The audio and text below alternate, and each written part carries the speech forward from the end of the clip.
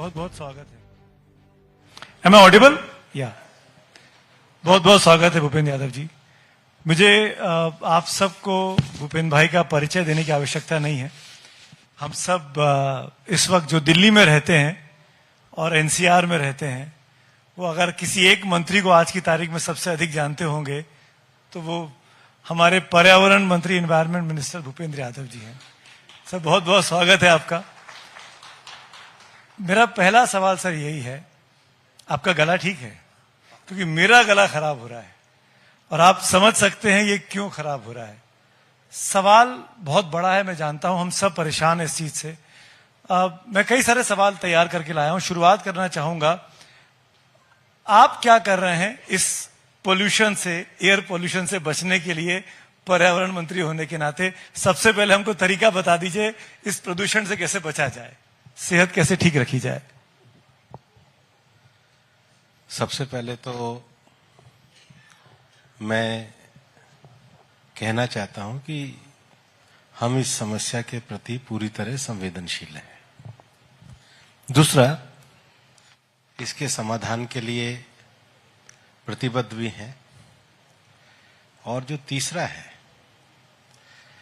कि दिल्ली की जो पर्यावरण का विषय है, ये अकेले दिल्ली के कारण प्रॉब्लम नहीं है, ये हमारा एनसीआर रीजन है, सब एक दूसरे से कनेक्टेड है। और इसलिए प्रधानमंत्री जी ने इस पूरी समस्या को देखते हुए हमने एक लेजिस्लेशन हम लाए थे जिसमें हमने CAQM अथॉरिटी बनाई। क्योंकि अगर दिल्ली में हवा खराब हो रही है तो जो एयरशेड है जहां से जनरेट हो रहा है, तो दिल्ली का चीफ सेक्रेटरी तो सोनीपत, रोपड़, संगरूर में ऑर्डर नहीं दे सकता। तो हमने अथॉरिटी एस्टेब्लिश करी जो एडमिनिस्ट्रेटिव चीजों को पूरा करे, गैप को पूरा करे, रिसर्च करे और साइंस बेस्ड सॉल्यूशन की ओर जाए एडमिनिस्ट्रेटिव स्टेप्स के माध्यम।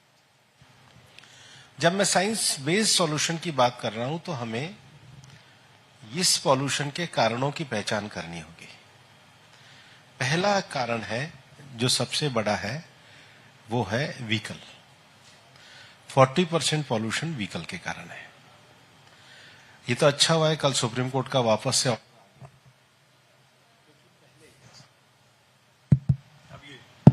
ठीक। पहले हमने फ्यूल की, दुनिया में जितने भी सिटीज में पर्यावरण सुधरा है उसमें सबसे बड़ा कारण है उन्होंने क्लीनर फ्यूल का प्रयोग किया। हम BS4 से BS6 में, BS1, BS2 सर अब ये वो सारे वाहन जो हैं वो फेस आउट होने चाहिए, पर उनको अगस्त में एक कोहर्सिव स्टे मिल गया था, कल वो विड्रॉ हुआ है। और जो डीरजिस्टर्ड वाहन हो गए ऐसे 1,12,00,000 है। तो पूरे एनसीआर रीजन में हम इसको अब एक समन्वित तरीके से दूर कर रहे हैं। दूसरा, स्मार्ट ट्रैफिकिंग। अभी हमने दिल्ली पुलिस को 60 प्लेसेस बताए हैं जहां पर शाम को या सुबह ट्रैफिक जाम लंबा रहता है।